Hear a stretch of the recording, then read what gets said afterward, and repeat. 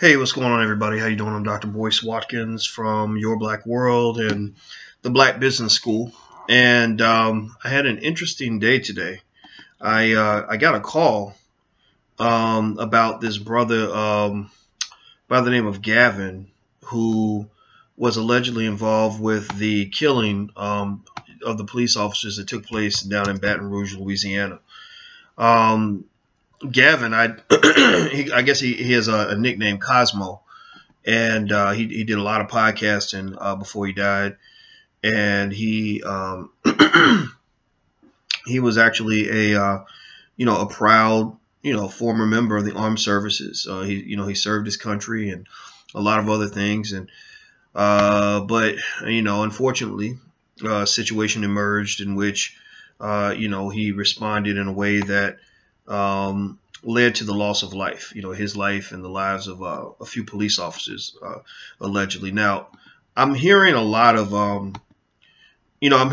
stories going back and forth about, what he did and how it went down. And, I'm hearing the media story, and then I'm hearing the other stories, the conspiracies. A lot of times we black people love conspiracy theories, but the reason we tend to gravitate toward conspiracy theories is actually for a good reason. The reason is that conspiracies are often run against us.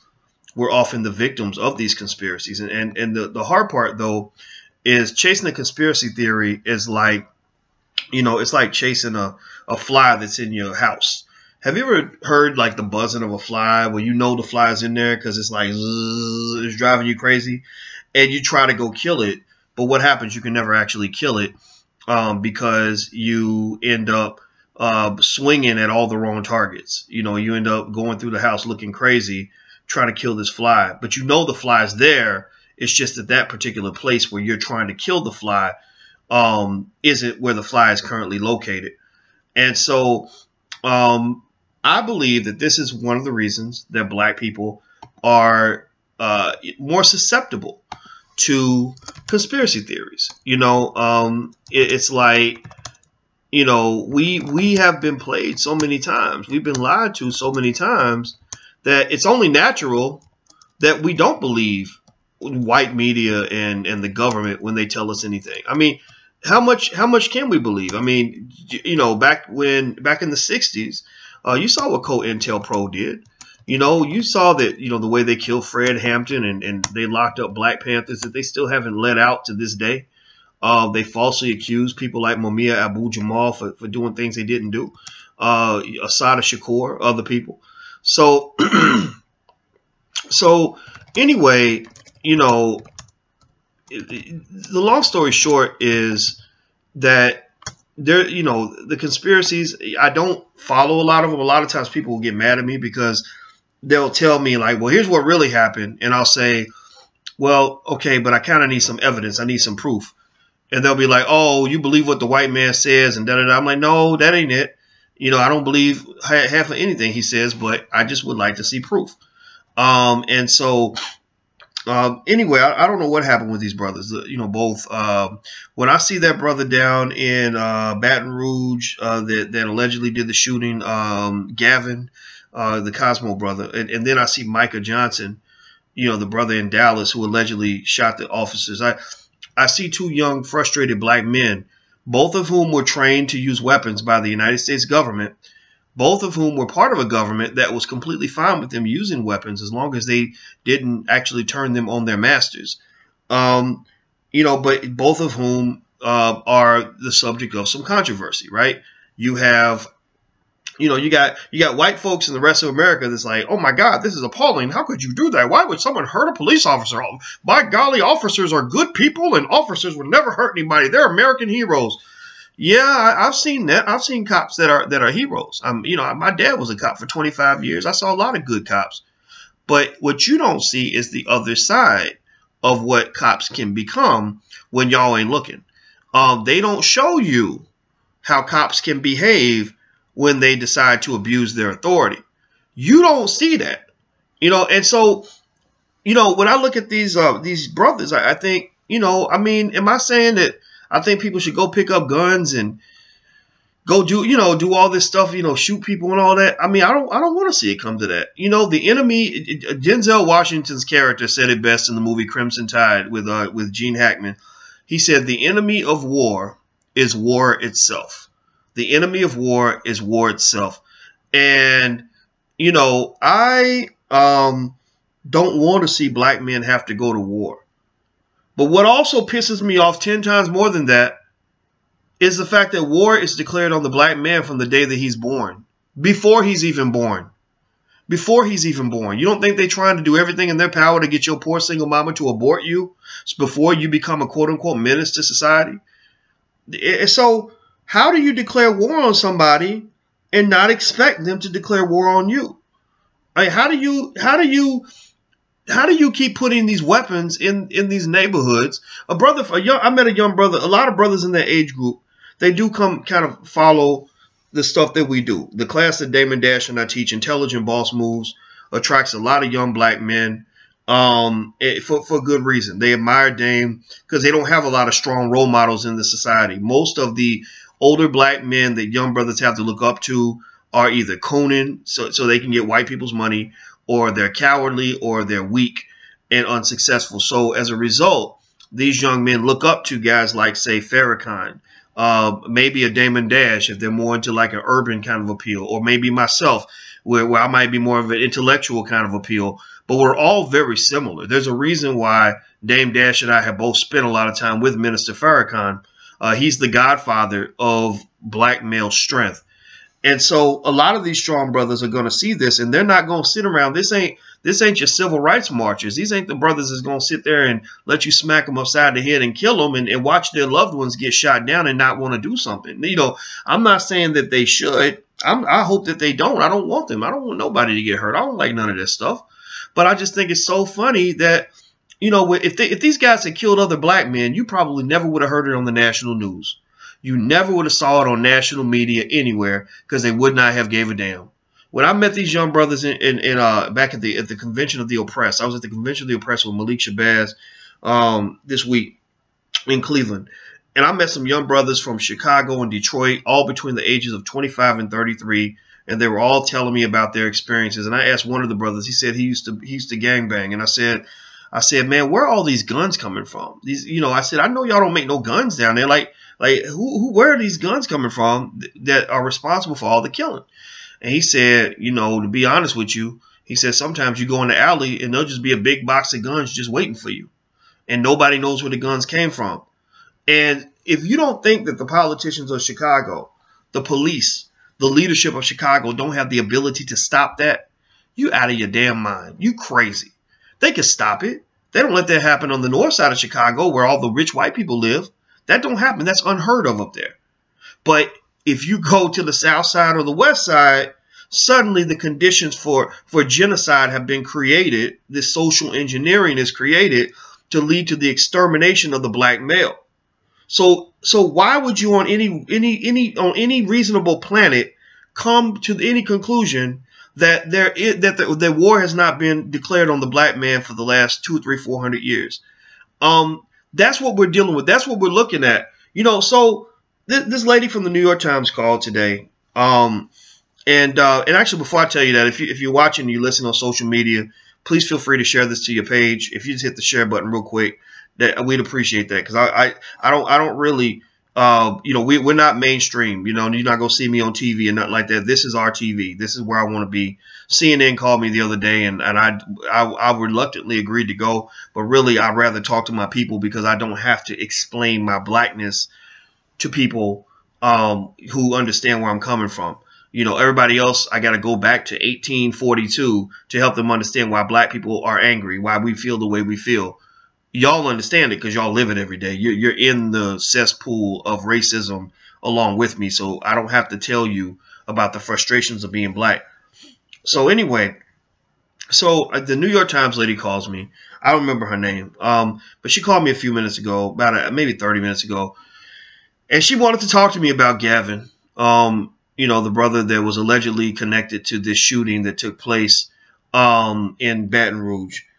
And she said that she apparently had listened to his podcast. I saw a video where he repped the Black Business School, and talked about how he was a member and stuff like that. And I'm glad he joined. But we have 22,000 students in the Black Business School. I don't know most of them personally, and so anyway, I had seen that, and I was like, whoa, oh wow, he was one of our students.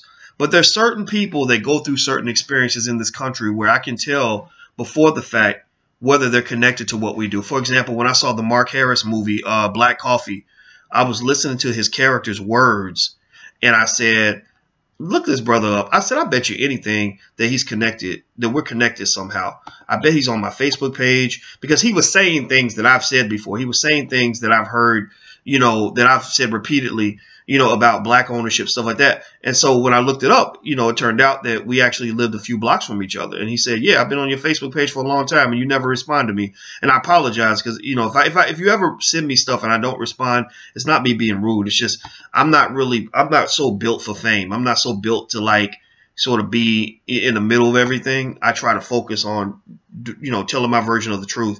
So anyway, long story short, when I saw Micah Johnson down in Dallas, when I saw Gavin down in Baton Rouge, I said, these are my sons. These are my baby brothers out here. I know these guys. I know this prototype of a man, because every city I go to, when I'm meeting brothers everywhere, strong Black men everywhere, who want to be intelligent, who want to be, strong providers, who want to rebuild the kingdom of the Black community. I see that man everywhere I go. And if that makes me some sort of a threat to national security because I talk to these men, then all I can just say is fuck you. No, I'm sorry. I'm not going to apologize for anything. I'm not going to ever tell anybody to go pick up a weapon. I don't go that far, but I'm not going to apologize for encouraging Black men to be strong and to be logical about what you, in terms of making your own decision about what you should and should not tolerate. And so, so she called me and we got on the phone, and I was just kind of like, well, hi, how you doing? And I didn't really know if even talking to the New York Times would even make sense, or if it would be a fair shake, because the media, be careful when you talk to the media. They'll take one word or one sentence that you say, and they'll distort the whole thing. They'll make it into this whole other thing. And so, but I do believe that the truth sets you free as long as you state the truth in the right way. So what I said was, okay, how can I help you? And she asked me questions about whether I knew him, and I said no. And I really wanted to ask her a smart ass question. I wanted to say, so you're calling me because he's one of my students. Well, did you also call his second, third, and fourth grade teachers? Did you call his neighbor down the street who he knew? Did you talk to the guy who runs the gym that he went to go exercise every day? Did you talk to the pizza guy who delivered pizza to him? Maybe he delivered some sort of Black Power pizza to him that made him want to go kill people. I mean, and a lot of people have mentioned this, and I agree. I mean, the effort right now by them, which I don't think is going to work, is to radicalize and marginalize people who are speaking Black power, truth to power right now in the Black community. They're trying to make us look crazy and extreme so that the mainstream Negroes will run away and run in the other direction. But anybody who sits and talks to me and listens to me talk for more than 10 minutes, you can realize I'm not crazy or stupid. I'm just speaking the truth as I see it. And so, anyway, so she asked me questions about, she said, oh, well, he's in your affiliate program. The Black Business School has an affiliate program where we let people use affiliate codes if they want to sell classes to their friends. And we don't know who signs up. We have almost 1,000 people in our affiliate program. So it's not something where I know the names of any of the people who are in the program. And she was like, well, do you know how much money he made? Did you know? Wait, so you were doing business with him? You two made a deal? I was like, no, I don't know this brother. I mean, all I can do is tell you the truth. I was like, I don't know him. I never met him. And she said, well, he had a picture of you on his page. Did you talk to him? I said, no, I never talked to him. Not that I recall. I talked to a lot of people, but I don't remember talking to him. And the picture happened to be a picture of me and Dame Dash doing a class. And he was apparently in the class. And that's what the picture was. So I guess, unfortunately, sometimes we all look alike. So maybe she thought that Dame was him or I was Dame. I don't know. But anyway, she then asked more questions about who he was, and I'd get, I did the I gave her the liberty of letting her know what I saw in my system. I looked her up in the system. I said he joined us in April of this year. He's logged in about 19 times in the Black Business School, and the last time he logged in was about 2 weeks ago. And from what I know from the class, because we have a free month, he didn't pay any money. Like we didn't make any money directly from him. So I don't know, that's all I know. I was like, that's all I really know. She asked me a bunch of other questions. And I wasn't offended by the questions, just like same way I wasn't offended back when I was going to a job interview when this cop pulled me over at 2 o'clock in the morning and literally asked me like 30 questions about my life. 30 questions, almost like he was grilling me and drilling me. And I know what it was. It's 2 in the morning. It's a dark road in Indiana. Maybe he's thinking I'm transporting dope. Because I wasn't speeding. I drive like somebody's grandma. I don't drive fast. I don't feel the need to rush. Like, why rush? You're gonna get there only 30 seconds earlier, so who cares? So I drive safely, and so I know he didn't pull me over for speeding. In fact, he never mentioned why he pulled me over. And so the cop asked me, the cop said, and this is, for the friendly white people who are listening who just don't get it, or the black people who are trying to understand, these are some of the things that end up irritating people about the cops. So, basically what happened with this dude was, so this cop pulls me over 2 o'clock in the morning. I'm on my way to a job interview. I was driving to Indiana State University at the time. Don't ask me why I was applying for a job at Indiana State University. I think I was just trying to throw my hat in the ring to just see what options they might have. I just thank God they didn't offer me the job. I don't think they hire that many black professors, but I'm glad I wasn't one of the first. That was a problem. Back when I was on the plantation, I would look for jobs. They would tell me in the beginning that I was the perfect candidate because I went to the best schools, was educated by the best people in my field. My training was at the highest levels. But, so for them, they're like, oh, my God, we found one. We found a smart black person, which apparently to them is like a pink unicorn. And so they'd be so excited and they'd say, OK, yeah, we're going to get started and you're going to do this and do this and do this. And then 3 or 4 days later, they will Google me. And when they Googled me and they'd read some of my articles, they would do what a lot of racist white people do, which is they judge you because you love black people. They interpret that to mean, oh, you must hate white people. You must be radical. You must be crazy.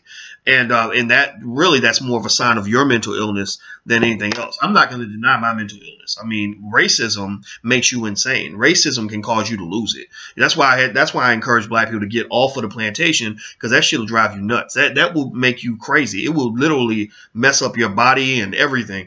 So anyway, I was going to this job interview, and I was, pulled over by this cop, and this cop was like, so what are you doing out this late? I said, I just flew into Indianapolis. I'm driving over to Indiana State. Well, why are you driving to Indiana State?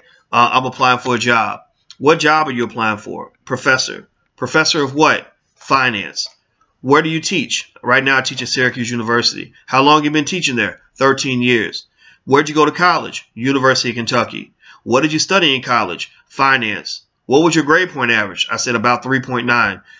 He was literally asking me questions like all the way, what city are you from? And he just kept going, and I don't know what he was doing. I think he was playing like some kind of weird game, like I'm going to catch this Negro slipping, because obviously what he's saying, I don't know if he believed that it was too good to be true, or I have no idea. It was really weird, and I was a little annoyed. But with cops, I'm always very polite. I just, because again, I'm on a dark road in Indiana, a very racist state. So he could do anything to me. He literally could shoot me right there and then claim that I grabbed his gun or something like that. And then a jury would have acquitted him, and that would have been it. And that's what I did express to the New York Times reporter, is I said, look, if you're looking for me to condemn the brother, I'm not going to condemn him because I don't even know him.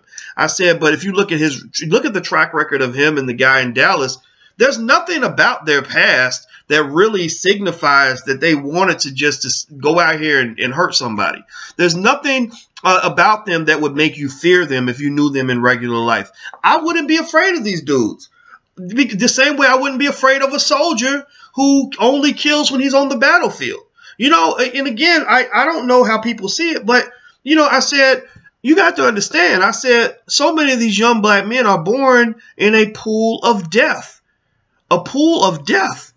And y'all act like it ain't no big deal. Y'all just go on with business as usual. But as soon as they take them guns and stop pointing them at each other and start pointing them at somebody else, then suddenly it's the end of the world. Suddenly everything's radical and crazy, and it's like, oh my God, what's going on with these black people? Blah blah blah blah. Nothing's going on. This has been in existence. If you want to really fix this problem, you need to go build a time machine and go back to 1991 when these young guys were born in the middle of chaos. If you go back to 1991 when these young guys were born, then you can fix the problem, because then you could go back to your mass incarceration policies that put many of their fathers in prison. You can go back and take your crack cocaine out of the hood, which led to extreme incarceration, violence, and drug addiction, tremendous dysfunction and mental illness as a result of children enduring trauma at an early age that stays with them through life. If you really want to fix the problem, you can go back to 1991 and fix these dilapidated educational systems that you've used to miseducate and misinform these kids, so that when they finally find out about the horrors of black history, they're so mad at you that they don't know what to do. You can go back and fix your economic system that has pushed black men to the margins of society for the last, I don't know how many hundreds of years, and acted like they don't exist. You can go back in time and change everything you've done that has treated black men like they are the cockroaches of America. You treat them like roaches. And a roach is something that when you don't care, nobody cares about the pain of a roach. Nobody, you can rip the roach's legs off and you don't care if the roach is in pain. No, when people see roaches, they want to exterminate them. So if you want to really go back, if you really want to understand this, you can go and fix all the shit y'all been doing to these young brothers that's causing some of them to just lose it. The most dangerous man in the room is the man who has nothing left to lose. Who's willing, who just says, I'm so sick of this, I'm going to give my life to make this right, because what y'all doing is wrong.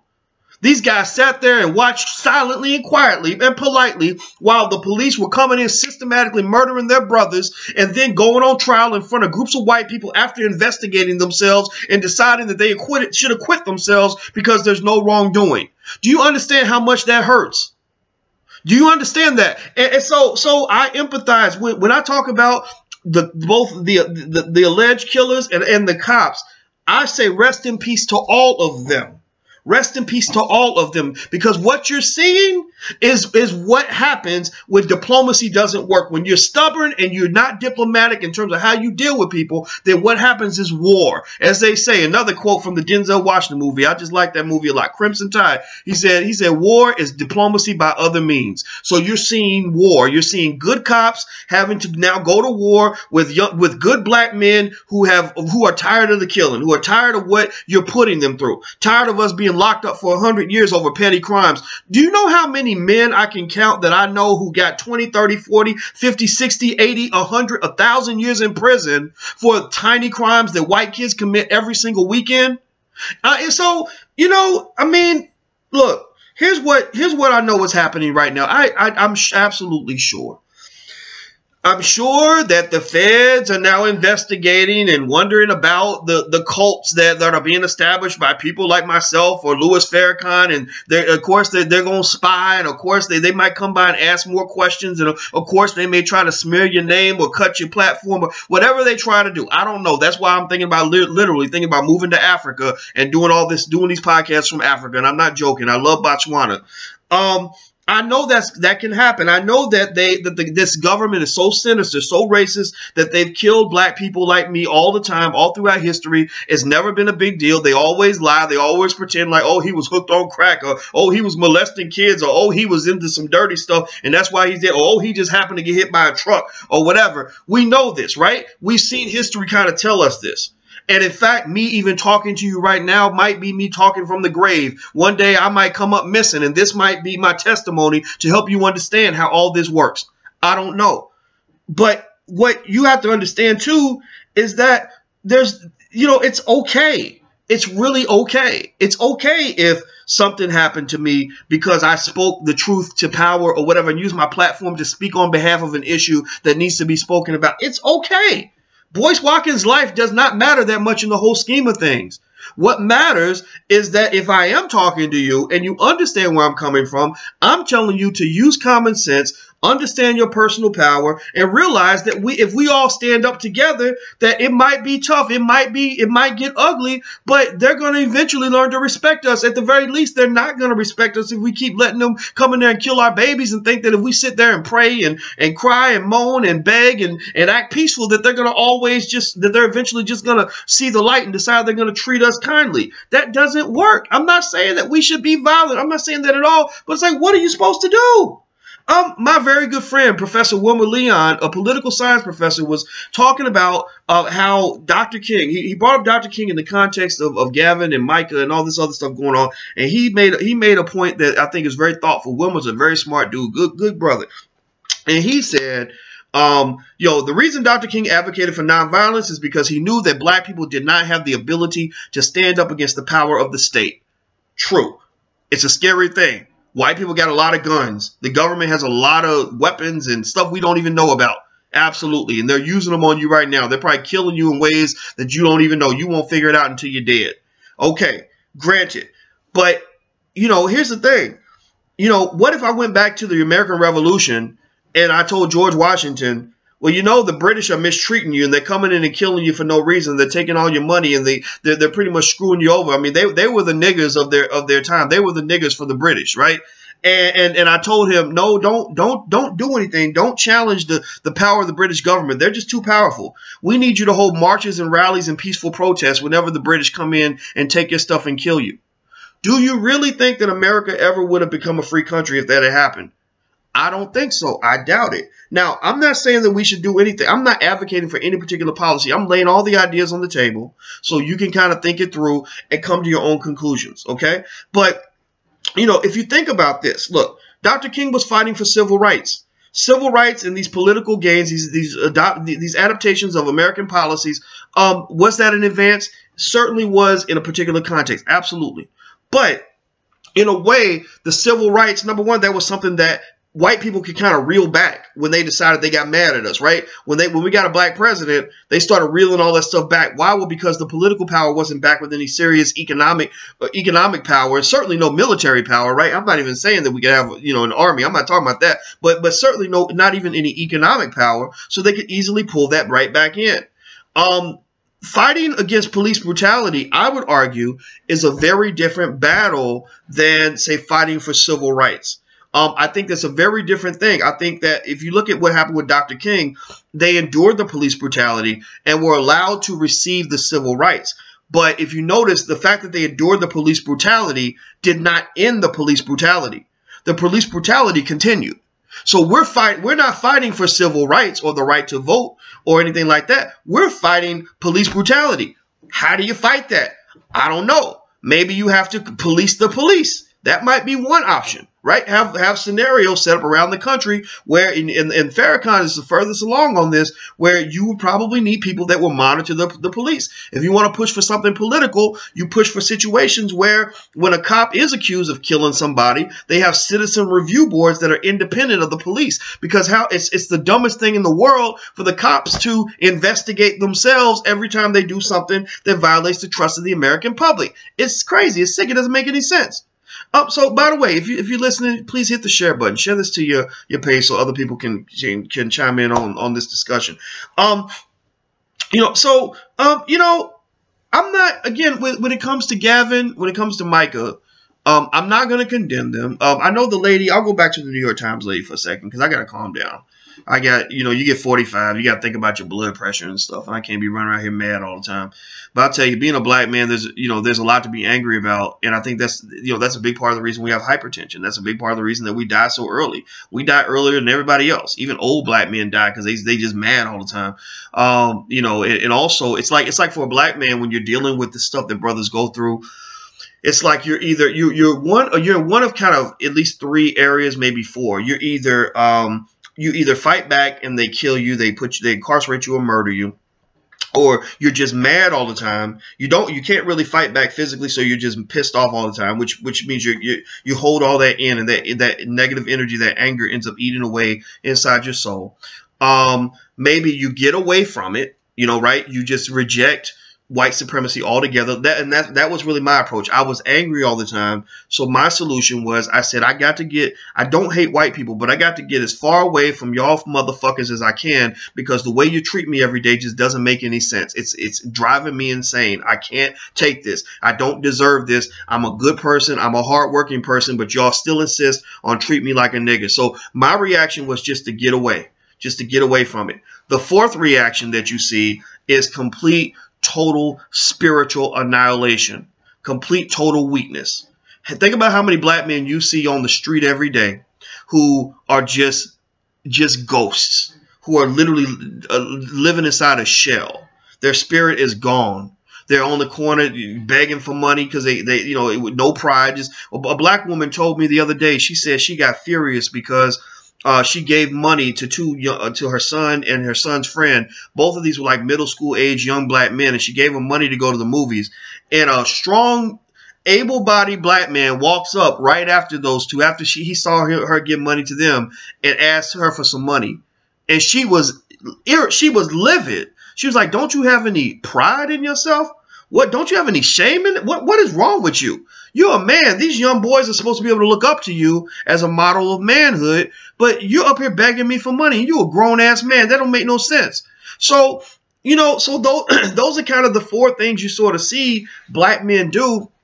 And what I advocate for is not so much trying to fight back with a gun and going to kill people. I don't really think that works. I don't think anybody has to die. I don't remember the enemy of war. It's war itself. So if I'm talking to Michael, if I'm talking to Gavin, these are young brothers I would not be afraid to talk to. Of course, white people probably, they want to create a narrative that he was disturbed and twisted and insane. And that's what the media does. No, I think they were just young brothers who just got irritated. They weren't disturbed and insane when you gave Gavin an honorable discharge from the military. He wasn't disturbed then when he's ready to pick up that gun and go kill people in other countries for y'all. So stop trying to make it out that he's crazy now. No. If I was talking to them, I would say, look, brother, put down the gun. This ain't going to end well for you, and you're an asset to the community. I read about Micah. I read about what his neighbor said about him. His neighbor said that he was an upstanding citizen of his community, that he was the guy who would walk. This lady said he used to walk my 8-year-old son to school, and he'd be like, "Don't worry, Miss Johnson, I got this." That literally sent chills down my spine, because that's what I want black men to do. You see a black woman, you open the door for her. You see her carrying her groceries, you say, "No, let me carry that for you." If you see somebody out here that's struggling and needs protection, you stand up as a man and you offer that protection. You offer that support. That's what men are supposed to do. And I don't care what nobody says, about gender roles being bad. No, I'm sorry. There are things that men are supposed to do. There are things that my father taught me that a man is supposed to be able to provide, period. And here's the thing. The brothers that I know who follow me and Dame Dash and also guys like Farrakhan or whatever, when I meet these guys, I already know how they think. I already know what their protocol is. I already know that these are the types of men that I would gladly introduce one of my daughters to, because I want my daughters to be married to real men and not some pussy and not some coon and not somebody that's violent and crazy or somebody who is scared of his own shadow and totally broken down and emasculated because racism broke him into little pieces. That's not the kind of man that I want my daughters married to. And so these are not the kinds of men that we build in what we're doing. So we don't build people that want to go out and kill, but I will tell them, look, I know you're mad and the racism upsets you, and it should upset you because this is wrong. But I tell them, look, let's pull back. Let's build our own. Let's regroup, make ourselves strong so that then when we go confront the massa again, he knows that we're a force to be reckoned with. So these are the conversations I have. If you want to know the conversations I have when I talk to guys like Tariq Nasheed or Lamar Tyler at blackandmarriedwithkids.com or Minister Farrakhan or other brothers that I really respect, or Claude Anderson, that's what we talk about. We talk about black men working together to build a village of strength. And then at that point, you can confront white supremacy without feeling like you have to pick up a gun and go out there and fight by yourself. So I'm not happy with what these brothers did. I wish they had done something different. I wish I could have talked to them. Anybody out here who's listening, who's thinking about picking up a gun and going and busting on some cops, don't do that. Don't do that. Your greatest weapon is right here in your mind. Use that. use that to build, but come together. You know, when I saw these brothers from at the convention of the oppressed, with Malik Shabazz is joining in Cleveland, I talked to these young guys between 25 and 33. It was a group of them, and I just saw so much energy and so much potential. And I was telling them the key to our strength is working together, forming coalitions. You form coalitions, and the world is run by gangs, right? We know gangs in the negative connotation, absolutely. You know, some gangs you don't want to mess with, but really the world is pretty much run by gangs. And in the animal kingdom's controlled by gangs. That's why animals run in herds, right? So gangs exist at every level of society. The European Union was nothing but an economic gang. The Union of the Americas between the United States and Canada and Mexico ain't nothing but a gang. The police force ain't nothing but a gang. So what I say to young black men is find your gang, find your clique, find other men who work by the same code as you, who believe in cooperative economics, who believe in family, who believe...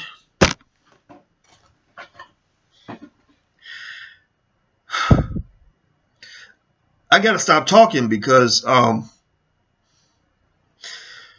sometimes when I talk about this stuff, it makes me emotional. Give me a second. I got to recompose myself. I'm going to go. I'm going to go because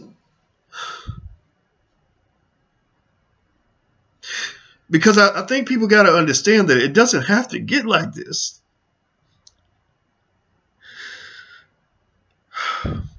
But sometimes you push people to the point where they feel like they have no choice. You know, you push them, you push some of these young guys to the point where they have potential. They could have done so many great things with their lives. And I'm sorry, but, you know, Micah Johnson didn't kill those cops. Other cops killed those cops. You know, that's it. You know, I'm sorry. I didn't mean to stop, guys. I'm sorry. I'm feeling something right now. I'm gonna have to shut this down in a minute. But, you know, so what I would just say to brothers is, number one, don't feel like you got to pick up a weapon to fight, but you have to have strength. You got to stand up against this stuff. And I will say this: I wouldn't pick up a gun to go and kill somebody else. I'm not compelled to do that. But don't think for 1 second that I will be scared to give my life for this. All of you should feel that way, because I mean, sometimes you could be, you could think you're alive, but you really ain't living. You know, when people have killed you inside, you're pretty much dead anyway. So, I would just say that we got to stick together. And I think that there has to be a point where we lose patience for those people in our community who abandon the community from which they came. I don't feel that, you know, these celebrities out here that are partnering with the people that oppress us, that are stripping and ripping the community off and giving nothing back and disrespecting black people left and right just so they can make a dollar. I think there should be zero tolerance for that kind of behavior. I think these people, as far as I'm concerned, they're lined right up with the white supremacists, and they need to be dealt with too.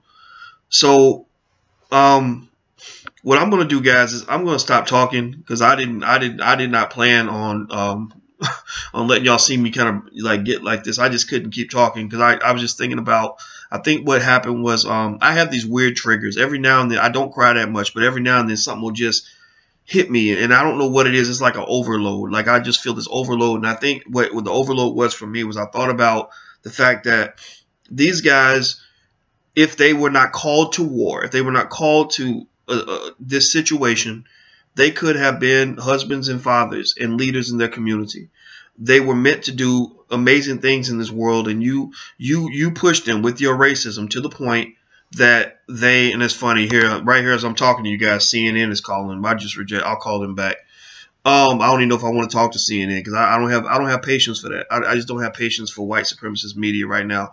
I might call them back. I might not. I think I'm gonna go take a nap because I need to go lay down. but these men have so much potential, and I hate to see them go, and I just want, sorry, give me a second. I gotta turn this feed back on. Okay, and I hate to see this happen. I wish it hadn't got to this point. And so anyway, if you're on Facebook, I'm sorry that the feed went out for a second. I keep getting phone calls on my phone because Facebook Live only lets you work on your cell phone, and they're CNN calling me again. So I guess I better I don't know. I guess I'll talk to them. I mean, I guess if since they're calling, I should probably represent the community the best way that I can. But I appreciate you guys listening. It was great talking to you, and I'll talk to you guys soon. I'm gonna get out of here. Rest in peace to the brothers who passed on, and rest in peace to the cops who were a part of this unfortunate incident or set of incidents. And I hope you guys take care, and I'll talk to you soon. Peace.